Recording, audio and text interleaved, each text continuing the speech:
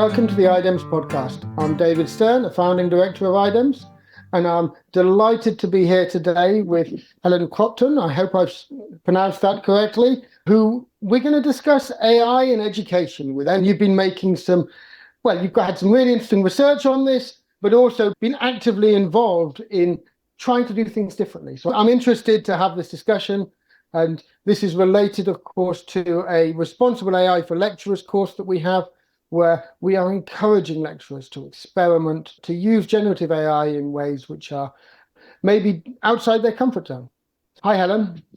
Hello, wonderful. Thank you. Thank you very much for having me. And yes, Crompton is the correct pronunciation. And it's great to see what you're all doing there. And it very much aligns with what I'm doing and many others trying to support educators as they navigate this new world of AI. It's a scary word for some, but exciting for others. Yes, very much. People are terrified and some are very excited. In many ways, both are very valid responses. And in the course, just to give you a little background, we've had a first session where we've encouraged people to use generative AI, a second topic where we tried to demystify data science in general, a third topic where we discussed AI being a friend or a foe and recognizing we need to live with it. And really the sort of piece that you're coming into is this idea of we need to change the question. If you're going to use AI, you can't use assessment as we used to have it.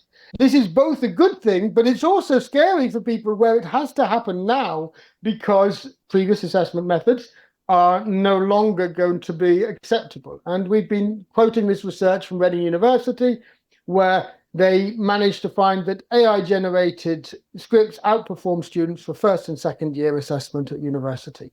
And so this has to happen now. Really keen to learn more about what you've been learning, what you've been doing, and hear from you, your perspectives.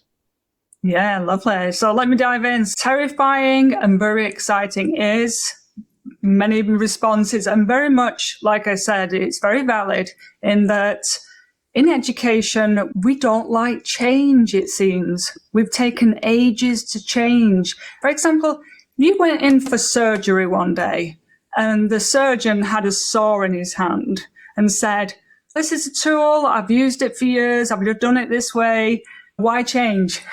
You'd run out, wouldn't you? And yet in education, we do the same things over and over again, especially in higher education.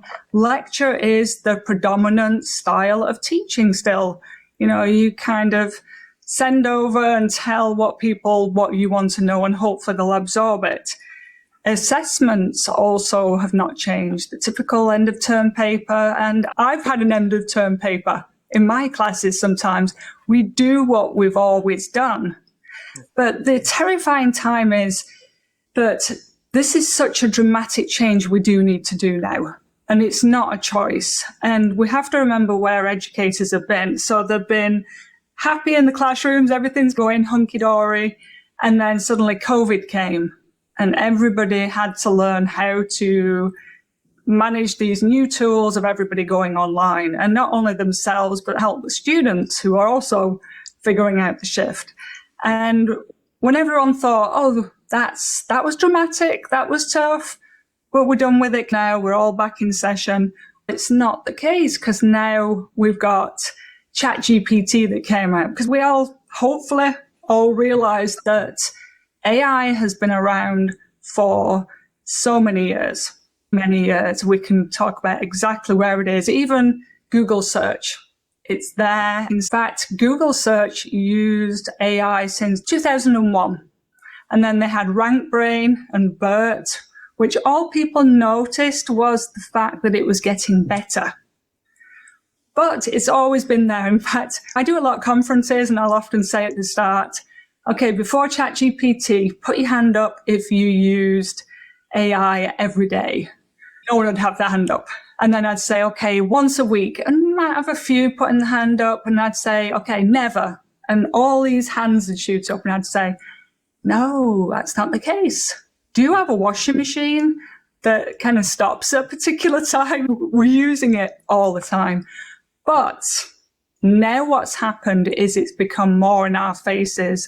And when ChatGPT came out, that was a dramatic shift in capabilities. And really, going to the whole point of this podcast, it has democratized cheating.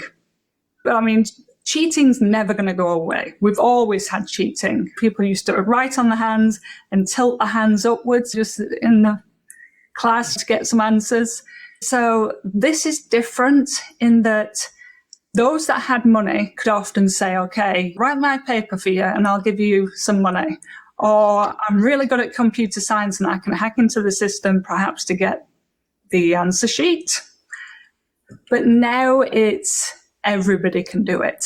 You have the internet, you can get straight on and have it do it for you. And you don't even have to type it in. You could just literally copy and paste what the faculty member said and just put it straight in, and there it appears quite often. So here's the time now where we do need to shift. And would you like me to continue on? I was just going to say that you've articulated quite well some of the things we've discussed already. And maybe one of the things that I'll just add to what you were saying is that really the 90s is when the deep learning AI transformed to be omnipresent, but behind the scenes. And as you say, ChatGPT brought it front of house. We talked about the Turing test and how actually, arguably in certain circumstances, many of these tools now pass the Turing test, which means that an observing human can't tell the difference between a human-to-human interaction and a human-to-AI interaction. Yes, they can't tell. So that's the Turing test. That's been around. Alan Turing goes back a long way. We're talking about 70, 80 years here. And that's what we always imagined AI would be able to do. And we've hit that turning point it now can do. And the thing which I want to dig into a little bit is, as you've said, one way to look at this is we can use AI to cheat. And if we have the old assignments, there's good evidence that AI can outperform students. So all the incentives are there to cheat. And this is like people paying for someone else to do their assignment. But it's not quite as simple as that. And the reason it's not quite as simple as that is that, my colleagues in IDEMS, a lot of them use AI in their work, in their daily lives. And it's not cheating. It is using the tools you have available. And that's where, if we only think of using AI as being cheating, then we're missing out. And I know this is something that you've done a lot of work on to actually see, okay, what happens if you stop thinking of AI as cheating? Yes. And we can go straight into that. I would mention one other thing as well that you touched on there, the Turing test. Yes, it's been here a long time. Just last week, again, you have to keep up with everything super fast because it's changing. OpenAI actually developed a new framework now to understand AI reasoning, to upscale the Turing test. And in fact, I have it in front of me here. OpenAI imagines our AI future, stages of artificial intelligence, and it goes from level 1 to level 5. So it's level 1 chatbots with conversational languages, and then reasoners, agent, innovators, and organizers. So that's an interesting one people might actually like to look at. So now thinking about assignments, what can we do beyond? And a quick one for those that are struggling and they've got a lot of assignments to change. What's nice is we can add in pieces to those as short-term fixes to say, okay, make sure you include discussions in class and things like that, because they can't add those into ChatGPT, not very easily. And lots of different readings. You can add so many, but it gets harder. But now here comes the change where we go to transformative learning.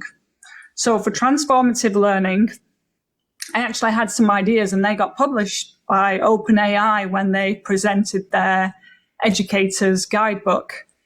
And I'm going to touch on some of those because they've done really well. And I actually use them in my own classes. So I can touch on three now, three kind of the top ones. The first one, which is the obvious one, is the critique. Now, what's nice about the critique, and it goes beyond just, oh, is it right, is it not right? I tell the students it goes way beyond that. What I have students doing is I'll have them, and I like to give choice because then it gives students ownership. So I'll say to students, okay, have ChatGPT or write a paper on one of these 5 points. You choose. So they have ChatGPT or any others, Claude, Perplexity, whichever one they choose. They have it write the paper and they put it in a Word document. Then what they do is they do the brief critique. Does that look right? Any mistakes or hallucinations or anything like that, that they have to look into their books. But what I do then, which is the key piece to this, what about alternative thinking? So one of the papers it might write is technology integration, methods of technology integration, frameworks, because I teach technology in education. So it'll bring up frameworks and it's kind of, is that a good framework to have chosen? Or is there something else? So I have them really critique, and I do it in a certain way. I have them in the Word document, do with track changes and comments, because that makes it harder then again for cheating, because technically a student could say, oh, write a paper on this, and now, okay, critique it. And it could give a critique. Even if it does that now, you can still look carefully. The student has to look carefully at where to put the track changes.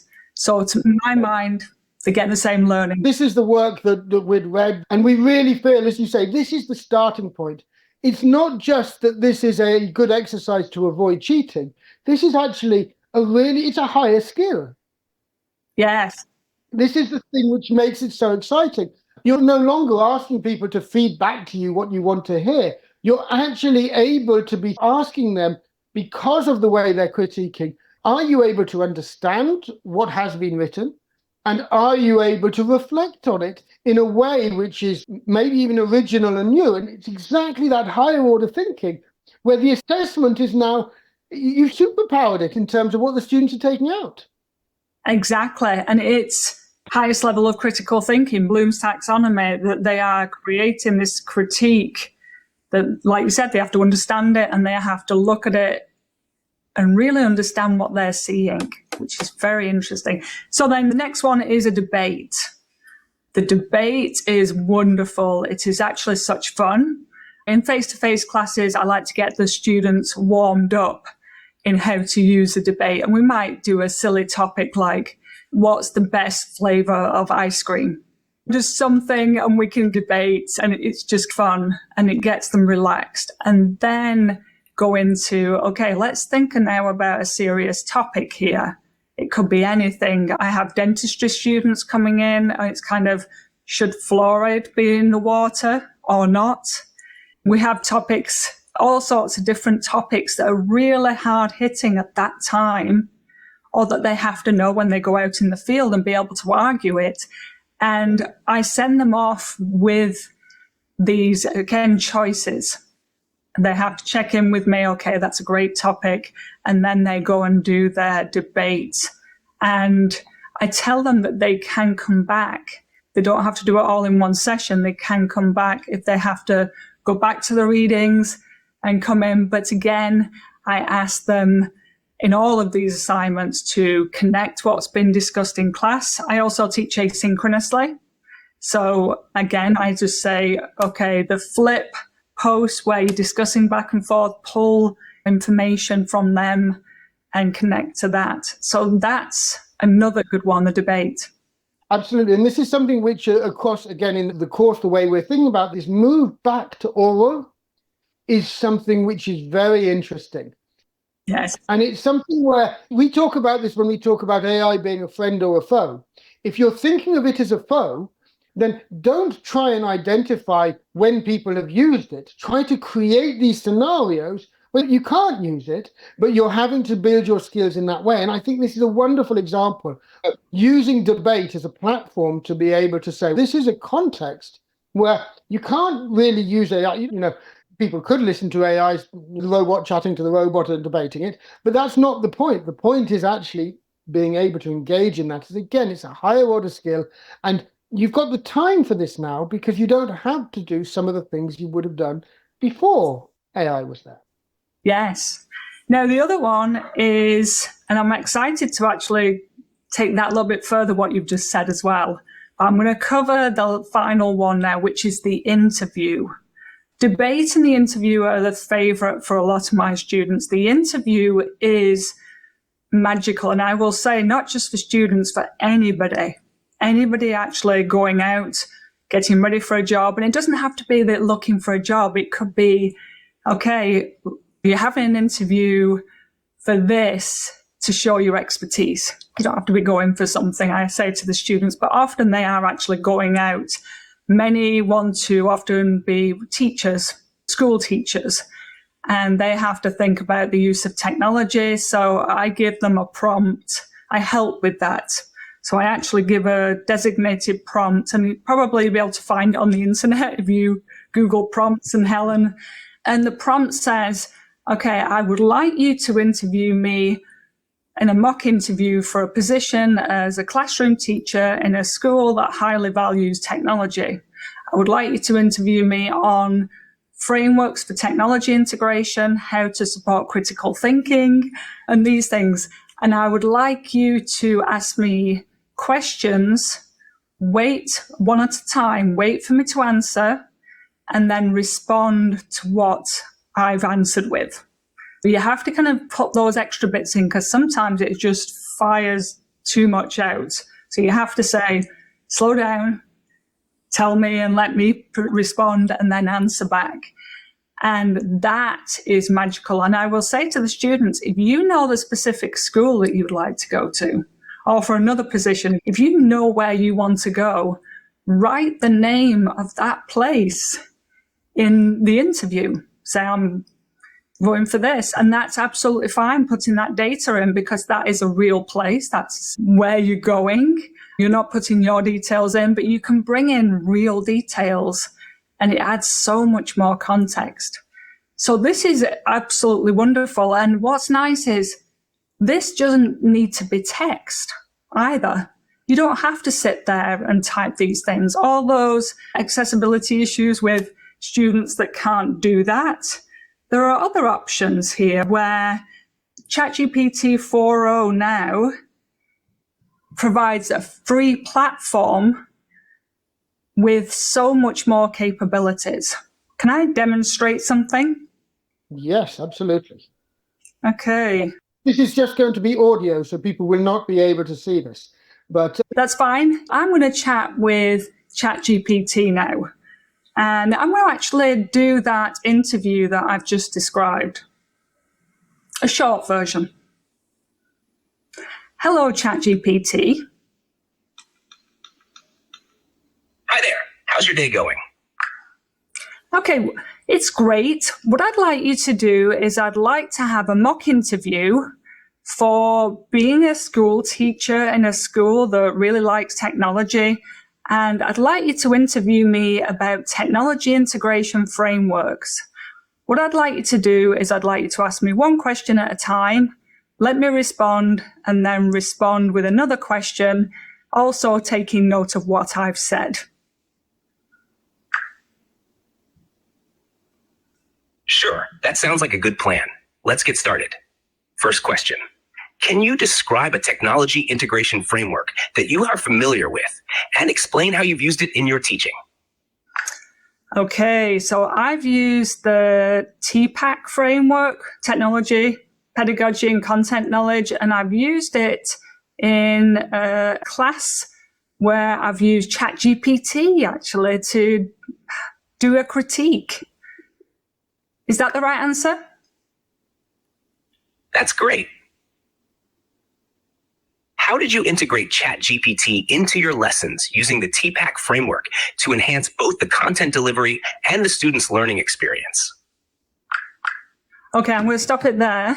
Hopefully you could hear that okay. What was nice, I didn't really answer that first question very well. I didn't say what I was specifically doing. So it came back and said, okay, you're using TPACK. How actually did you do it?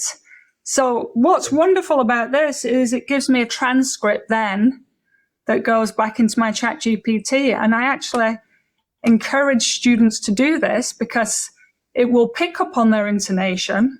If they even get stuttery or worried, it will actually note some of that and respond accordingly, saying, don't worry, I know you're nervous, but here's a question.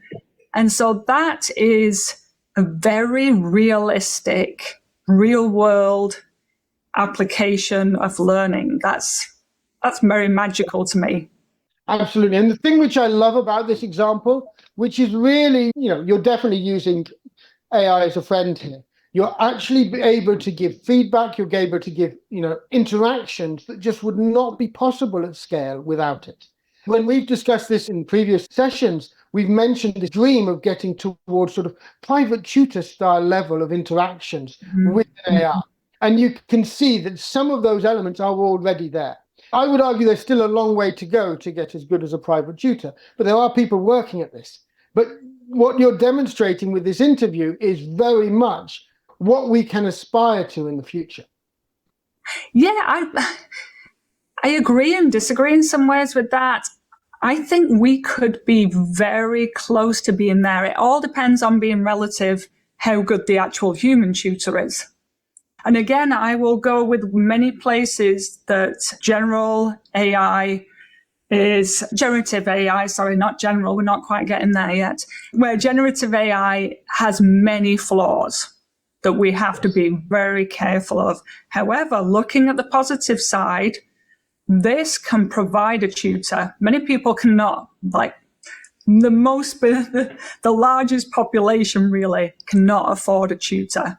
And even in some ways in countries where they cannot afford a teacher or there's not a teacher available, they're using adults just to be there and helping, like we say, with young children or even in universities. This is a great help in doing that.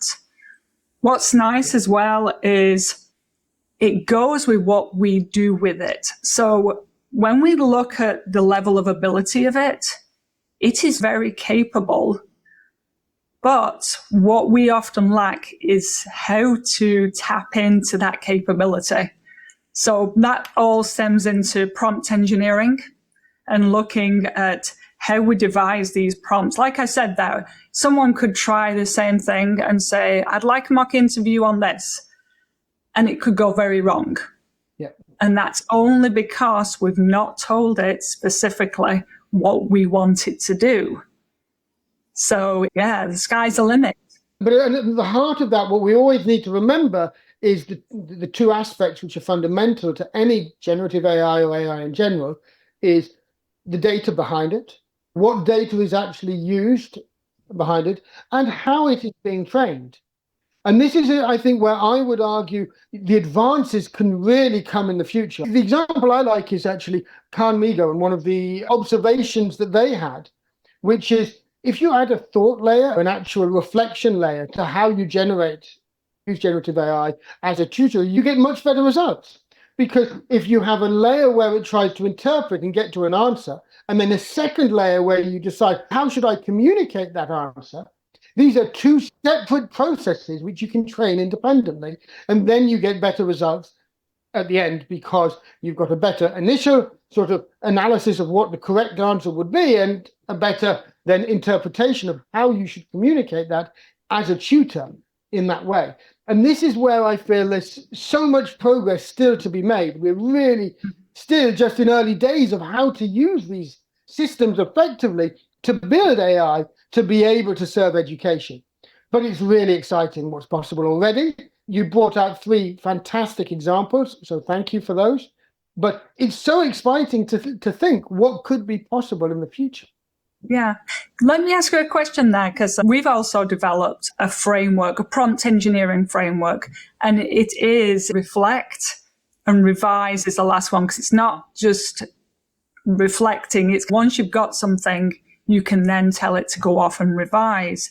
But is that the artificial intelligence that has a problem, or is that on us to do all that, to do the reflecting? And I don't know. I don't have answers to any of this. But what I do believe is that if we want to get responsible AI systems for things like tuition, then I think we need to be breaking the problems up so that there is internal reflection in the process. so that we actually can have elements which are focused on, let's say, substance correctness, which is one of the things you've talked about, hallucinations and the problems within AI systems already. And this is something that we need to be very careful of. And if you reduce the problem, it's easy to reduce those. You worry about what you're feeding in and where that data is coming from and how you train it to avoid that. And you can get to better results in that component where you're not then worried about how that's communicated. Yeah. Whereas actually separating out, and then actually, if you want to be a good tutor, you don't want to give answers away when you're trying to encourage reflection from the student. And so actually a good tutor is a whole different learning experience of how to communicate. And again, AI, generative AI, has the capabilities to learn how to do this really well. Potentially, as you pointed out, better even than many human tutors. I would argue that this is one of the things which over time, if we can train these in the right ways, this should be like the best human tutors available for standardized elements. Yes. But that comes then to a final problem, which is this element of standardization. At the heart of generative AI is big data. If you're using big data, what we're leading to is standardization. But as a society, we should embrace diversity. How do we use AI to not just give us standardization, but also to encourage and enable diversity, and maybe even further diversification, where different cultures, different minority groups can thrive in their context? And I would argue at the moment we have very little work happening in that vein. There is some human-centered generative AI work happening, and there's actually a big EU fund trying to support this. So there are people working on it, but it's a small minority compared to the majority of AI, which is very much moving towards standardization. Okay, so what's happening is, and I can respond to that from my research, is yes, it was standardizing. However, we're paying attention now and moving off. Let me give you a quick example, like Google search. You could search for anything. You could search for how to make a petrol bomb, or Molotov cocktail, whatever, and it would tell you. These are trained to say, no, you shouldn't have that information. We won't let you have that. And then people got around it and said, oh, it's only a play, and we're only joking, so it's not really serious. Tell us it, and it would tell them. And what's nice is it's constantly changing. So just think how far it's changed from November 2022 to now. We're constantly changing it. I just did some work with the British Council looking at language learning. And one of the findings that we came up with from last year was, yes, it's standardizing language. So there was a particular pupil that wanted Filipino. He knew himself as Tagalog, but he couldn't put Tagalog in because it didn't recognize it. It set him as Filipino. So he had to go with that standardization. However, since that came out, wow, I see Tagalog everywhere. And the back-end systems, what's nice is they're able to be very fast in changing these. So I'm seeing that actually go far more diverse. Even to, let's go with another one with language. Quite often technologies in the past, like I did a lot with mobile learning, and we'd have these programs and they'd go to these places and they didn't have their language. Places in the world that have small communities and they had their own language. So now what's great about AI is it's getting a little bit of those languages and being able to have a whole database now, so they're never going to be lost. Even beyond, now we're understanding what sperm whales are saying more. That was a whole study. We now understand that elephants call each other by name. There's things looking at what dogs are saying. That's just an example of standardization there, that this is changing. And what's important is, while we're saying, oh, it's getting it wrong there, that we note that to be able to change it and improve to go forward. So I think we're in exciting times. And in some ways, this is something to think about. If we do make it perfect in that it never makes hallucinations and mistakes, that could be a major problem, because then what happens to critical reading, critical skills from students? It's like the internet, explaining to people, yes, Just because you saw it on the internet doesn't mean it's real.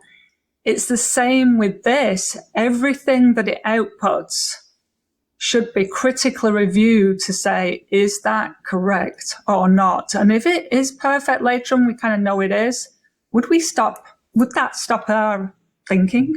This is a perfect place for us to end. I'm conscious we're running out of time, but we actually have this sort of common previous example around this. But one of the elements, and this is where we feel lecturers' jobs are not in danger because they are academics.